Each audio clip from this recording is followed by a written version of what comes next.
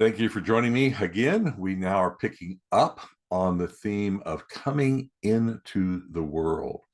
Now, this is an important theme. We see it at some different places. In John 11, of course, it is in the confession that Martha makes, a very important confession that Martha makes. Did I happen to mention that Martha makes this confession? But it sounds like Paul. Yes, Lord, I believe that you are the Messiah, the Son of God. Right? That sounds like the confession of Peter, sorry, not Paul, Peter at Caesarea Philippi in the Synoptics. But here it's placed in the words of a woman. And so we have this concept of the role of women in John, which is very elevated compared to the other three Gospels. And then she says, indeed, you're the one who comes into the world. So it's a very important theme. So where do we see that at work? Well, if we go back to the prologue, of all places to start. Verse 9, there was the true light, which coming into the world enlightens every man. So the light comes into the world with the purpose of providing light for others. We then see this in chapter 3, right after verse 16, in verse 19. This is the judgment. The light has come into the world. Men love the darkness rather than the light, for their deeds were evil. So it may seem that this is talking about light, but the context is talking about the Son of God. And the Son of God has come into the world. So the one coming into the world is related to God who sent his Son, which takes us then into the ascent, descent, or in the proper order, descend and then ascend method of understanding the gospel. We also find this in John chapter 6. John chapter 6 is the feeding of the multitude, right? The many people, the 5,000. And the people see the sign which he had performed, and they say, this is truly the prophet who is to come into the world, that God will send another prophet. That's the message of Deuteronomy and the words of Moses, that God would send another prophet to do these things, who is to come into the world.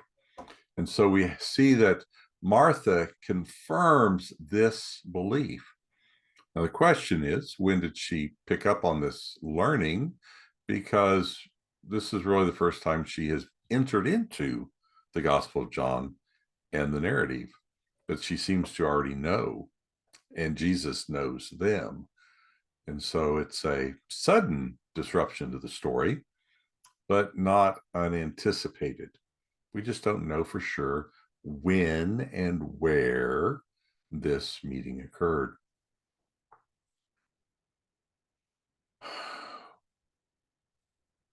One of the key themes that we have left is the fact that Jesus was sent. Okay?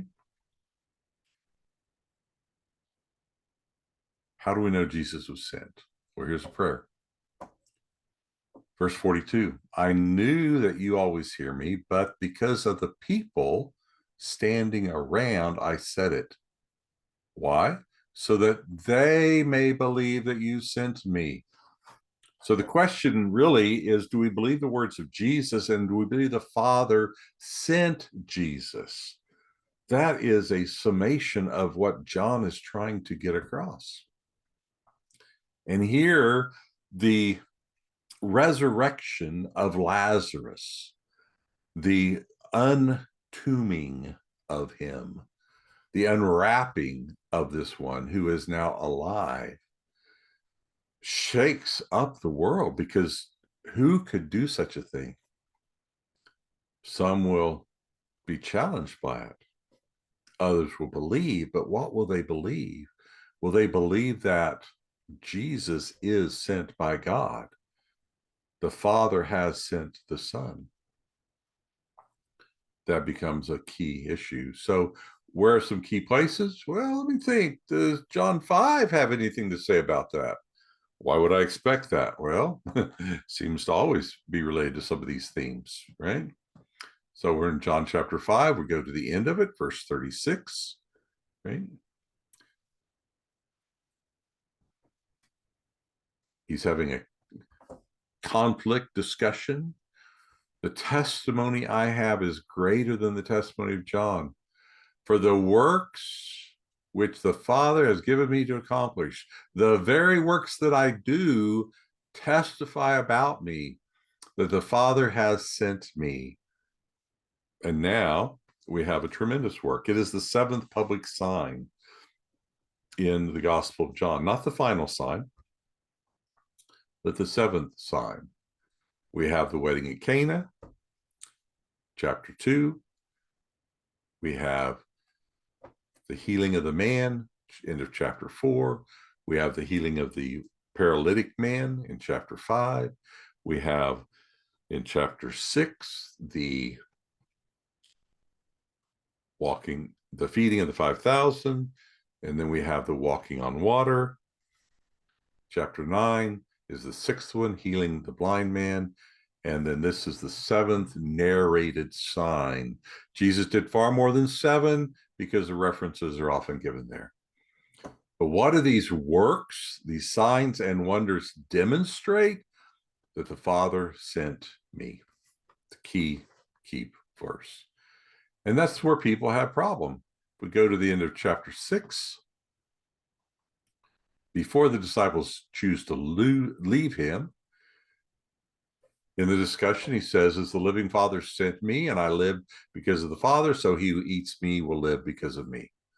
The Father sends me, and then later on, he's going to actually send them in chapter 17. Kind of an important section. Let's go ahead and take a peek at that.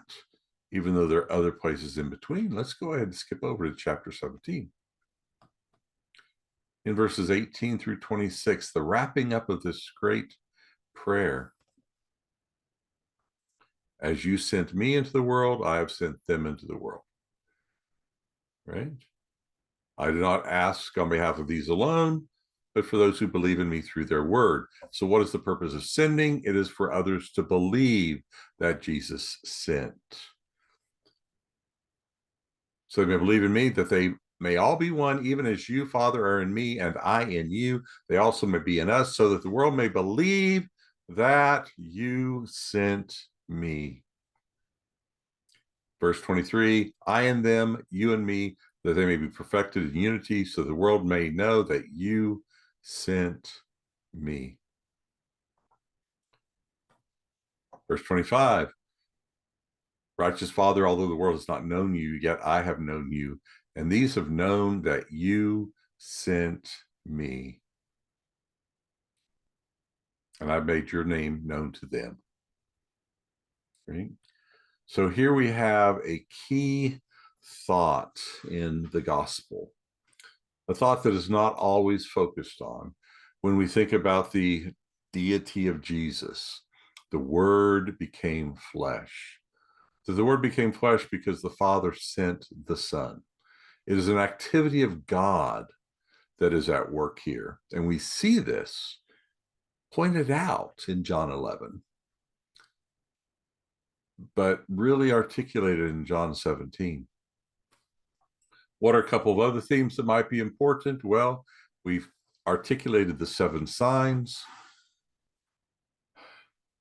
There's the idea in chapter 11 as we look at the response by the Jewish leaders. Right? So we look at verses 48 through 52. So some of them went to the Pharisees, told them what they had done. And so the chief priests and the Pharisees convened the council. This is usually considered the Sanhedrin. And say, what are we doing? This man is performing many signs, more than the 7. If we let him go on, all men will believe in him. And what might they believe? That the Father sent him. and then Rome will come and take away our place. Then the high priest that year says, you know nothing. It is expedient for one man to die so that the whole nation not perish. The narrator then tells us that this was a prophecy that was being given, but the nation, right? Jesus has been sent for the nation, right? And the narrator, evangelist, in verse 52 says, not for the nation only, but that he might gather together into one the children of God who are scattered abroad, which is then also part of chapter 17. And then in chapter 18, verse 35, in the discussion that they have during his arrest, okay, Pilate says, I am not a Jew.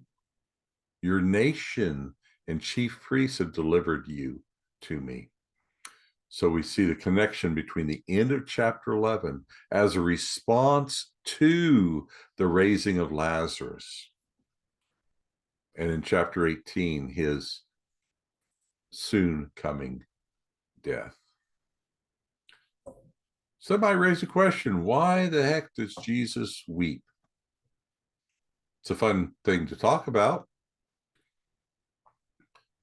Those around him think it's because he loved Josephus, phileo, not Josephus, he loved Lazarus, phileo.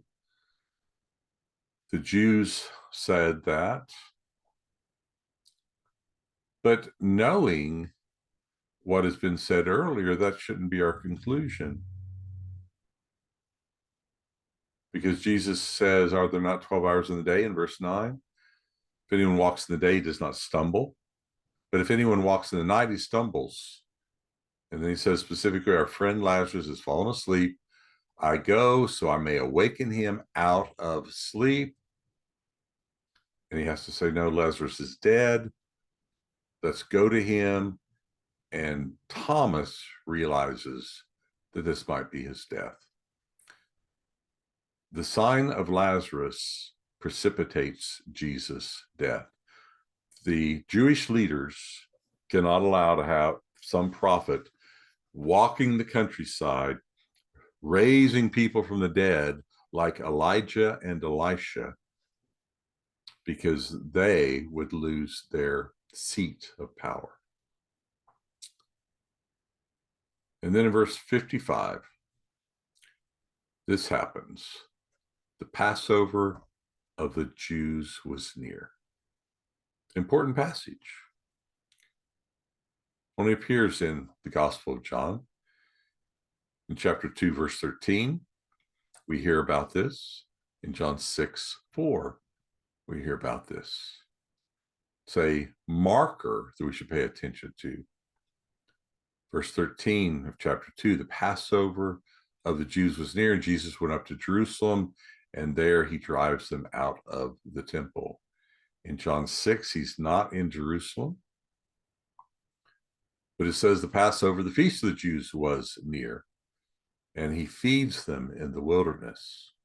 And between John 6 and John 11, we go through at least two other festivals: the Festival of Tabernacles in the fall, the Feast of Dedication in the winter, and now in verse 55, the Festival of the Jews, the Passover, right, was near.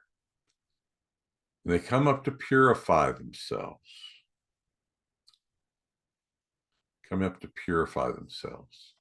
That the Passover and purification are getting linked together very tightly.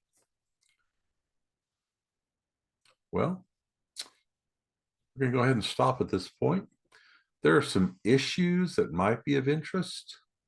Martha's faith, the last day, believing and seeing. But we'll see how they are carried out in other parts of this gospel. And move into the next session. So just wrapping up, John 11 is a cataclysmic climax.